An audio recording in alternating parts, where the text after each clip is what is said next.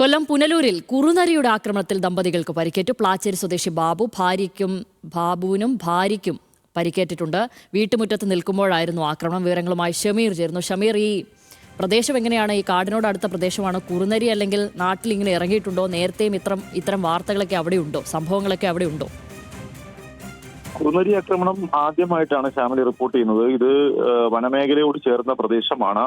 ഇന്ന് രാവിലെ 11 മണിയോടുകൂടിയാണ് ഈ സംഭവം ഉണ്ടാകുന്നത്. വീട്ടുമുറ്റത്ത് നിന്ന ബാബുവിനെ അപ്രതീക്ഷിതമായി എത്തിയ കുറുനരി ആക്രമിക്കുകയായിരുന്നു.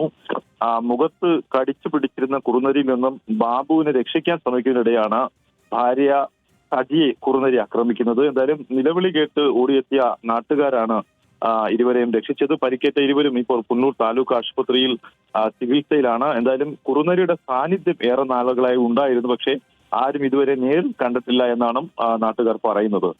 ഷാൻ, ശരി.